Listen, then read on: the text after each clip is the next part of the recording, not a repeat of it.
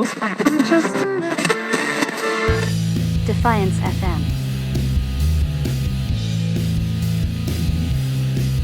Thing you guys said to me when you first reached out about an interview was you wanted to build a heavy music scene in Manchester. Yeah. Just wanted to ask about that. How's it going? How's that mission Uh, going? it's getting there. Yeah, Yeah. it's a slow build, but it Definitely. is getting there for sure. Yeah. I find it's finding these bands. It's like once you find them, it's like you all kind of stick together a little bit and kind of, I don't know, like because we put on our own gigs mainly in Manchester at least. So we're always trying to find bands to put on them. And we found, I think that's the most challenging part at the minute, is just finding these bands. And then it's like once you find one, there's kind of a domino effect and you start to find the others. It becomes like a circle. Yeah. And you just kind of, when you're thinking of acts, it's like, oh, well, we know these guys could work, or maybe these guys, or I've heard from these guys that there's another band that could be quite good. So it's kind of just like that.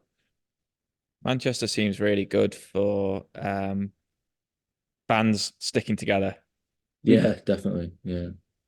It's always interesting when I check out a band and I see that they already know a band that I've already interviewed or a band that I'm about to interview, and I'm like, oh, actually, this, it's a small world, really. Yeah, especially in Manchester, I think. Like when we go to like other cities and stuff, it's interesting to see bands sort of don't really know other bands that much. You kind of need that collective spirit, I think. Yeah. Well, you're all trying to do the same thing at the end of the day, I think. True, yeah. So it makes sense to stick together.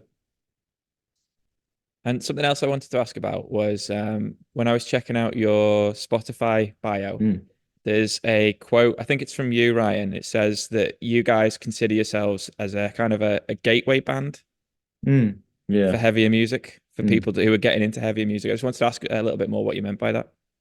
Well, like, I don't know, everyone kind of has, at least for me at least, everyone I've spoken to has a band that gets them into heavy music. And it's not always the heaviest band in that genre. Like, for me, it was bands like My Chemical Romance and like Bring Me the Horizon, things like that. It got me into like metalcore and just heavier music. And you go from them and kind of, it opens up this whole world of just like music you didn't even necessarily know existed. Like, especially if you don't necessarily grow up with it. True, yeah, it depends on like the household that you like I didn't grow up with it at all. No. Like my household's very like Simply Red and like, do you know what I mean? Stuff like that. So it's like I had to kind of find it by myself. And for me, I'm like, I think we blend so many things together that I could see us just being that band for somebody. Like, I feel like you could get into us and then be like, oh, it's heavier than what I'm used to. Let's go a bit further. And you kind of find other bands through us. And I think, I don't know, I like that idea as well of being like somebody's way into this kind of genre of music. I think it's really interesting. Like we did a headline gig the other week, and there were a couple of people there that have never been to a heavy rock show, and they really, really enjoyed it. So that was good to see. It didn't like scare them off, basically. Exactly, they were like, yeah, we'd like to go to some more and just kind of venture out and have a listen. Yeah. I just think it's Because interesting. it's easy for someone to imagine the worst if they've never been to something like that before. Oh yeah, exactly. 100%, yeah. And our shows are there's a lot of energy at our shows. So it's like I think you could quite easily scare people. But because I don't seek out the mosh pit, but in the few occasions that I found myself like, oh, okay, I think I might be in the middle of a mosh pit right now, you realize that everyone around you is a good person. Yeah. I think that's what people are afraid of, isn't it? They're afraid they're going to get punched in the face. I think that's the stereotype with it. Yeah. But like, you fall over, someone's going to pick you up. Oh, absolutely. Like, yeah. Especially at our shows. Yeah. Like, we don't tolerate anything like that. Yeah, I've had trouble at gigs put on by bands with other genres, but heavier stuff generally, like, okay, it's rowdy, but it's fun. It's a gentle atmosphere. It's despite that. It's still safe within even though through the chaos, it is still safe. And I wanted to talk about as well, for you guys, I noticed that you've been putting out like a run of singles since was it 2018, I think was the first one? We did a couple of singles and an EP in 2018. I'm just gonna go and shut that door. Sorry. Okay. Do you want me to wait for him to get back? No, No. you can. So we did No, like it's fine. You can hold the fort, I'm sure. yeah, we did singles. So we've been going from like 2016 roundabouts. So we did like singles and an EP in 2018, and then a couple more, and then an album in 2022. And then from 2022, we've been just kind of drip feeding like the next release of stuff. Slowly but kind of surely as it comes along. That's something I wanted to ask about because it's a debate that comes up in my own band, and I've had this conversation with other bands as well. Do you think it's better to release, if you've got like a backlog of material, do you think it's better to release it in series? So you put out one single, you let that have a good time, like in terms of the algorithm or whatever, and then you put out another one and then another one, and you sort of build that momentum? Or do you prefer to just drop an album and say, this is who we are, this is like a complete magnum opus? Yeah, well, it's kind of It's a bit both. it's a bit of both. Yeah. Like we're definitely I'm definitely an album person. Like we will write an album. You know what I mean? It's like, and it usually that's just how we tend to write. Is it'll be a block of stuff that kind of comes together all around the same time. But then I think it makes sense because it's such an interesting, like it makes sense to release them as singles because like the likelihood of like someone listening to a whole album these days is so small that it depends what you want out of it. I think if you're aiming to kind of like get as many people listening to an album as possible, then it makes sense to release maybe at least 5 or 6 singles from it and see how they do. Because obviously with an album as well, there are going to be songs that aren't singles, like that aren't obvious singles at least, especially with The us. deep cuts, yeah. Yeah, exactly. So, and I love a deep cut. Like I'm a big fan of a deep cut. So for me, it just we're always going to be an album band. I think I can't imagine us not doing an album. Yeah. It just doesn't make sense to me. Like the music, like even from 2022 to now, like it's all part of one big project that just it's all cohesive. So I don't know. I think it makes more sense for like people who are doing pop music to do just singles. Right. Because all they're going for is like, I don't know, that mass kind of following. It's like a 3-minute self-contained meal. Exactly. Yeah. Yeah, exactly. So it makes sense for, I think it all depends what genre you're in and whereabouts you are in terms of your kind of, like we don't have the biggest following, do you know what I mean? But like No. an album is just something We kind of we're do it gonna- for us. We do it for us, exactly, yeah. And just hope that other people enjoy Hope it. that people listen to it. Yeah. But people are starting to respond now. People are starting to recognize it. Exactly. You've got the big 3 in terms of radio stations now. Yes, I know. Yeah. It's very exciting. Radio 1, Radio X, and Kerrang. Yeah. Yeah. I think it's If you ever watch this, any of you 3, thank you yeah, for playing thank you, us. Radio 1, Radio X and Kerrang. Yeah, I think it depends what you want to do ultimately. Because yeah, I think I'm repeating myself. We're an album band, so it's just I think it's always gonna be the case for us. Yeah. But the fact that the songs can stand alone and you know they don't have to they can stand alone as singles is also a strength of you guys. I think was it you did out the acoustic version of Falling out on YouTube. And that's always a big test for metal bands. Like if you strip everything away, like you know, including the drumming, which by the way, Charlie, is awesome. Oh, thank you. But if you strip that all away and it does the song work with just an acoustic guitar, that's a big test. And I think like for that song especially, it does come across really well. So oh, thanks, man. Sometimes I think it hits harder than like the original version of it. Like as you say, if they can do that and it still impacts you like it does the original, I sometimes think that's actually a better quality of a band if they can still do that, as you say, without all the other backing and just an acoustic guitar and a vocal line, and it still makes you in the feels. I think it's a good quality, yeah. I went back recently and watched you know, Alice in Chains when they did the Unplugged, like the famous MTV Nirvana thing. one. Yeah. And like that was the first time I sort of really listened to the lyrics. And I was like, these songs are a lot heavier than I originally gave them credit for. That's something we get a lot. Yeah. Like people will kind of be like, oh, it's so like Barely Breathing. Like it's a really heavy song. And then people like read the lyrics and they're like, oh, Like it's actually quite dark. Yeah. Like, but I think like the acoustic thing brings that out, I think. Because it's just I like doing that as well because you can kind of I don't know, almost like sing it in a different way, present it a different it's way. like a brand new song. It's a brand new way of you doing get it. Yeah. You get a new attempt at doing it. Yeah. Which is always just Reinterpret it. yeah, exactly. Yeah. And it's especially for Falling as well, because that's one of the songs we get asked to play a lot. Yeah. So I think it was good to do that one. We want to do more. We were talking about doing more. Yeah. It's finding the right songs to do them with. But we will do more, probably. And something else I noticed when I was listening to your stuff, because I think I listened to your songs before I actually started to see the band visually, like look at the pictures of you guys and stuff. I didn't realize you were just a trio. Like the sound that you guys have is fuller than some like 5-piece metal bands that I've come across. How like is that just a studio thing, or have you managed to translate that to the stage as well? Yeah, so live now it's a full kind of production. What you hear on the record is what live. you hear on the songs is what you hear live now. It used to be different. We used to before Charles joined, we were a trio with a different drummer, and we didn't have any of the kind of what's the word, like infrastructure behind us that we have now.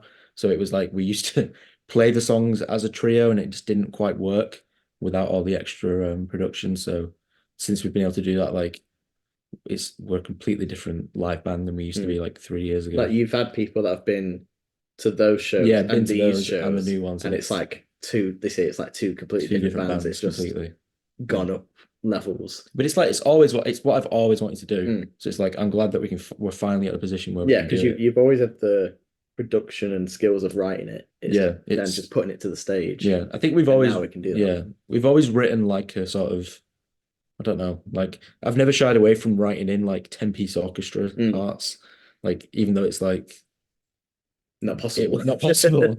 Yeah, I've never like shied away from doing it, and I think that's now we can translate that stuff live. It's just made the music even more exciting to make. If that makes sense. Yeah, definitely.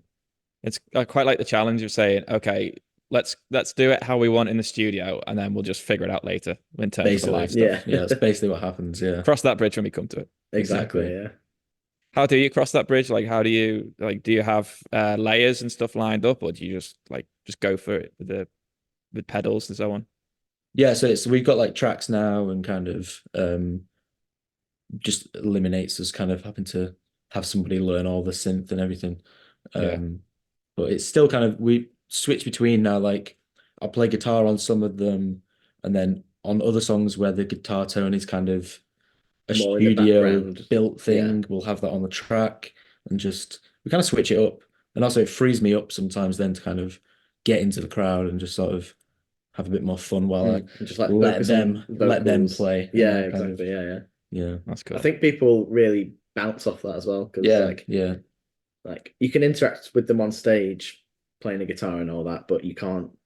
Yeah, I like to get full on. But you physically go up to them and it's fun. Say what you say at gigs. And people just bounce off it. Yeah, it's great. I'm having so much more fun now. It's those moments in gigs where you're like, something happens and you're like, oh, I bet this wasn't supposed to happen. This is fun. All the time. Yeah, all the time. Yeah. Like we've gone off the rails now. Oh yeah. That happens in Exeter. That's happened in Exeter. Yeah. How many times have you played there? Because did I see, was it once or twice you've been down there? Twice now. Twice. Yeah. It's like it's become one of our favorite places to play. Just from the 2 times we've been there. It's just everyone's just so nice there. Yeah. It's the people are lovely, and the reception that we get as a band there. Yeah, it's interesting. It's like we'd never come across it before. Right. Yeah, because not so immediately. At least. Yeah. Like in Manchester, we've had to build a fan base in Manchester. Yeah. Whereas like Exeter, we went and it was just kind of just there. Like it was really interesting. Yeah, like we'd never been there. It's what 4.5 hours away, 5 hours, and the room was full, and people were doing walls of death. That was our first wall of death. Yeah, wall of death and mosh pits, and like they don't know who we are. They've not a clue. Yeah, they're just vibing to the music. Yeah. And then since that, we got asked to come back and do a little festival, and people were like, when we announced it, they're like, "Oh, you're coming back down? Like, I'm going to be there," and they were there, say like we didn't want to miss it. Yeah. So is it a big music scene down in Exeter? Yeah, I think what it is we spoke to a lovely guy called Joe, who's in a band down there, and basically it's interesting where like in Manchester there's so many venues that you kind of spoiled for choice. Like you turn a corner in Manchester and there's a gig going on. It's like all the time. Whereas I think in Exeter there's a much smaller scene. So when there are gigs on, it's like they're full and like it's almost like more of an event, I think. That's the way you kind of describe it to us. There's only a couple of venues in Exeter as well. Yeah. In Manchester, you said? In Manchester? No, in Exeter. I thought you said Manchester. No, in Exeter there's only a couple of venues. A few venues, yeah. So like we played it was both times we played at the Cavern now. And there's like that one, there's a place called Move. Yes, yeah. Joe told us about that, yeah. There's like maybe like one more big one that's known for like smaller gigs. And that's kind of it. Like so I think it's just that I don't know. People love music there. I think that's what it is. I think it's quite as well. Joe was saying it's quite a big like pop, like grunge and grunge rock scene there. So like, when we turned up, it was completely different. So these guys, the crowd, were like, "Whoa, new music!" Yeah, something different. Yeah. I've heard from bands who have toured in the US that it's like if you play in New York or LA, people are like, "Oh, cool, yeah, this band's all right." But I've just seen a band last week. There's going to be a band next week. So people like the hype is there, sure, but it's not the same as if you play in like a small town in the Midwest. People are like, "Oh my God, there's a fucking band here. Let's go." Yeah. And it's like that's kind of what it was like. Yeah, that's essentially what it was like. Yeah. And because there's less venues, it's all concentrated. Like everyone from the area who wants to see it has gathered in one spot. Yeah. And then because of that, we recently announced that we're playing Burn It Down Festival in Torquay. So when we announced that, like the people who saw us in Exeter, like, "Oh my God, the boys are coming back." Yeah. So they've like especially made sure to come and like watch us when we play, which is really cool. I think it's because that's their kind of like that's their festival, isn't it? That they go to, like it's localish. So I think it's only how far is it from Exeter, Torquay? 40 minutes. Yeah, it's not far. So I think pretty much everyone in Exeter goes, I think. Yeah. So I'm expecting it to be good. I'm hoping. We hope so. When is that one? So we're playing on the 31st of August, but it starts on the Friday, the 30th of August. Yeah. We're on the Saturday. Oh, cool. Is it like the main stage? Have they got different stages set up?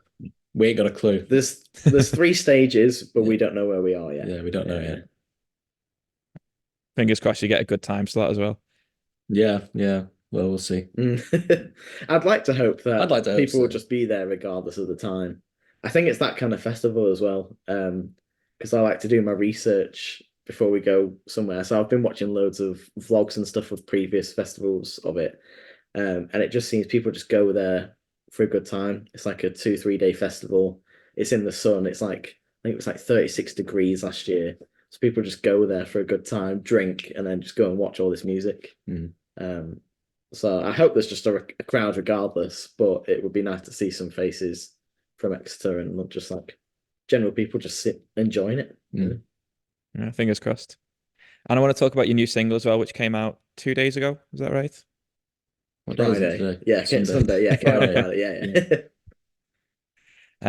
Yeah, love it. Obviously, it's up to your usual high standard. Right. Thank you. What's the response been like so far? Really good. Really good. Actually. Yeah. I think we were a little bit nervous about this one because it's quite.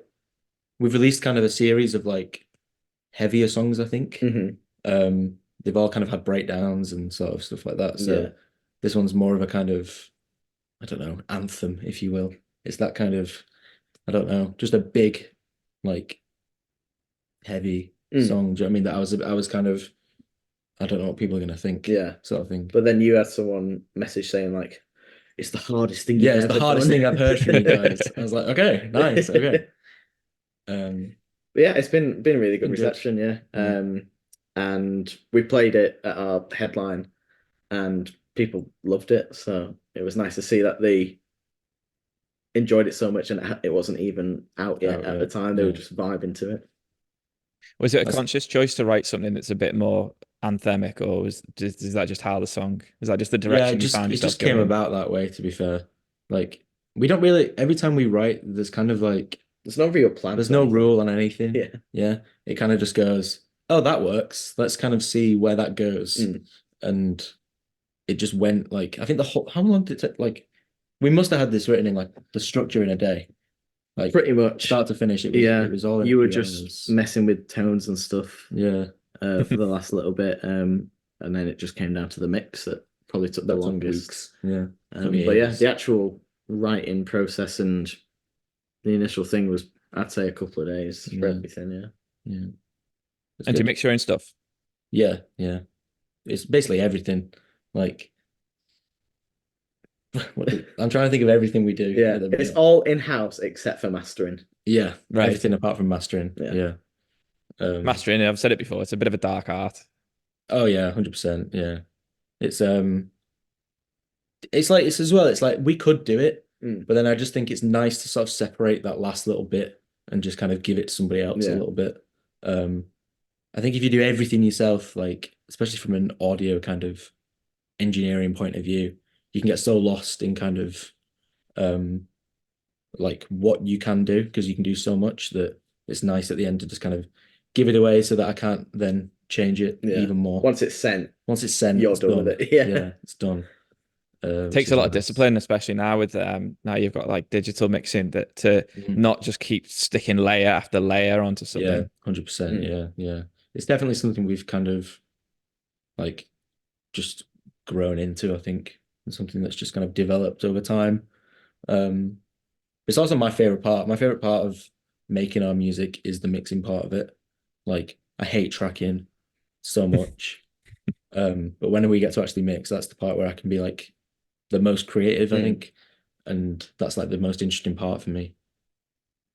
Do you live track all playing together, or do you do each person's parts in isolation? Separately. Yeah. We're not really a kind of get in a room and jam sort of. No, we've never done. I don't know if we've ever done that. Other than rehearsing, it's just not really how we write anymore. But also it's down to the kind of music it is as well, because there's so much kind of electronic stuff in our music that like we have to kind of sit down. We couldn't jam that. Yeah, you can't really jam that. So you've got to kind of we just sit down and we'll just almost sometimes we'll actually make a full structure with like no instruments at all, and it'll just be all the electronic stuff. And then we'll kind of layer the stuff in after the fact, and kind of it's a proper like puzzle piece putting together kind of situation for a lot of our stuff. Like we've got a song that's called Cyanide, and that was literally just for the longest time it was all electronic. And then right at the end it was like, let's just throw live drums on this and see how it sounds. And then it was like, okay, that works. Let's get really heavy guitars on it. And then it works. And then it's just you can't predict. I don't know. I've given up trying to predict what our next thing's going to sound like. It just changes all the time. It changes so much that it's almost impossible to predict at this point. So how does it work? Who kind of comes up with the core of the idea? Is it you, Ryan, where you've just got like a lyrical idea and then you build everything around that? Kind of. It's sort of sometimes I'll come in with the lyrics already, but that doesn't happen as much anymore. Like that happens later on now, I think. But yeah, I'll tend to kind of write like a basic kind of demo. Mainly just because I could sit and spend hours and hours and hours on something and then kind of bring it to the table and everyone doesn't really like it. And it's like, oh, I've just spent all this time doing it. So I bring more of a kind of basic demo now, and then just to make sure the idea is right and like how everyone's kind of feeling on it. And then we'll sort of add layers to it after the fact and come up with all that kind of stuff. But yeah, and like even sometimes like for this last like project we've been doing, like we went to Wales and did like a whole writing trip down there, and then that was interesting for us all to be because I'll tend to write the demos just kind of by myself. So it was interesting writing it with us all together for the first time in a while. We were staying in the same place, like in the same. Yeah, so we were in like a lovely little like lodge in Wales, and just kind of basically took my entire like studio setup with me, and just we wrote like some of the like I think the best songs. Yeah, that's where towards the end. Yeah, towards the end came from. We wrote that. I'm trying to think if there was anything else. There's other tracks on the album that we did there, released, but they're not singles, yeah. It's good. What was it like living in each other's pockets? It's all right. Yeah. We get along very well. Yeah, we hang out all the time. I basically live here at Charlie's house at this point. No, it was fine. Like we're used to like so it's like me and Andrew like known each other since we were 16. So it's kind of, I don't know, growing up together really.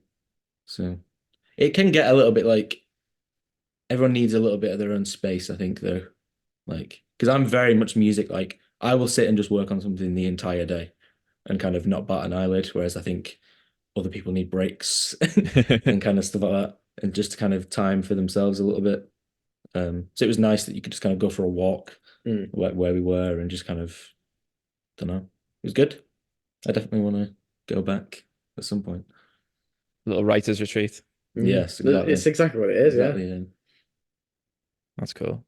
Any plans for a music video for Bite? I did have a look, but I don't think I could see one yet. No, not for Bite. No, we're kind of saving we're saving all the. We've got something else that I don't think our manager will kill us if we talk about this too much. But there's something really exciting coming up that we're kind of doing all that kind of stuff for. Yeah, that working on things in the background. Yeah, not for Bite. No. Yeah, we'll just say not for Bite. Yeah. Okay. And you can't say what next because your manager will be She will kill us. Yeah. Right.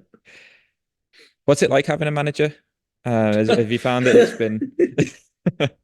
It's a wake-up call, I think is the word I would say.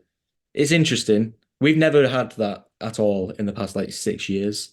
And we've kind of always done stuff just like how we've felt the right way to do things. Right. We want to put this out. Yeah. Let's put it out. Let's put it out. And then we go to her. She's like, "Are you dumb?" Yeah. No, you're not putting this out right now. Yeah. I'm like, "Oh, right, okay." She's come in and just kind of added structure to our lives a little bit more, which is a good thing. Yeah, we have a routine and a plan now. Yeah, everything's kind of planned out now, which is nice in a way. Well, definitely nice, but it's much more kind of anxiety inducing. Yeah, because it's like, this thing has to be done by this time, and this time, this time, and you've got this thing coming up, but you're not allowed to say anything. Yeah. Stress. Yeah. Yeah. Because obviously, people think manager means, oh, you've made it. Yeah. Yeah. Not necessarily, but obviously, she's been a big help to us already. We've only been working with her for 4 months. Yeah. It's just kind of shaking up our lives so much. She kind of just metaphorically grabbed us, given us a shake. Yeah. Crack the whip. Yeah, I'm going to put you on this path of what you actually need to do, and to make sure you get the best kind of outcome and the best response from all your stuff. That's why I think as well Bite's done so well, because she's just kind of told us if you advertise it this kind of way rather than how you've done it in the past, it might reach more people, and it has. So.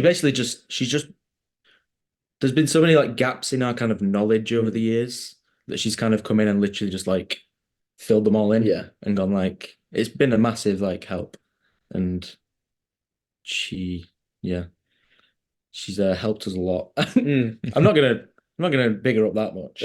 She hates us too. True, yeah. You need that sort of tension, I think, between management and artistry. Yeah, she's definitely she knows what she's doing. She does, yeah. So it's kind of we kind of just got to let it's been her nice do in it, that way. Yeah. I've got to say, because a lot of what I do involves talking to bands, coordinating, okay, are you going to be online at this time? Are we going to be able to talk at this time? Are we going to be able to meet at this time at this place? You guys have been very good. So don't think that I'm tarring you with this brush. Yeah, musicians are interesting, creative, funny people, but deadlines and planning and not good. Basic itineraries. I think it's hard as well because we do everything independently. The deadlines thing is a challenge because we've all just been able to work on music for as long as we want. Yeah. Whereas it's especially with Bite, for example, it was right up to the wire of when it was actually finished. Literally, yeah. She was like, I need the mix. Yeah, when's it done? And I'm just I'm still working on it. Yeah. So If it got to crunch time, would you send out something that you weren't happy with just to No. respect the deadline? No. He genuinely wouldn't. It's not even lying. Yeah. There were times where he's like, "Do we just get rid of it?" Yeah, there were times I was just like, "Do you know what? Get rid. I can't be bothered." Yeah. I think it's part of it, isn't it? Yeah. Like the only difference is like I would be doing that anyway. Mhm. The only difference is there's now somebody with like a to say this is when it needs to be done. When it needs to be done. Yeah. So, but luckily everything's done on time. So I've got to say, I think she's doing a good job because you look at your social media, you look at your music, like it looks like a band who are on the up and up and who have got their shit together and have a clear image of who they want to be. Which I'm glad it shows that. I'm glad it looks on the way. outside. Yeah. It might be dysfunction beneath the surface, but oh yeah, absolutely. No, it's good to see. What are your plans for the rest of the year? You've got some gigs coming up, as you said. You're hoping to do some festivals. Have you got any more songs in the works? Yep. That's all we can say. Okay. Oh, no, okay, so like, okay, no. It's like no secret we've been working on an album for like 2 years. Yeah. To anybody who's been like listening to us. So there's lots of really exciting things with that. There's things coming out and things. One big thing in particular coming out. Which we will announce when we're allowed to. Yes. The only thing we can say is please come to Burn It Down Festival. Yeah. We'll just talk about Burn It Down. Yeah. Because that's the only thing that's been announced.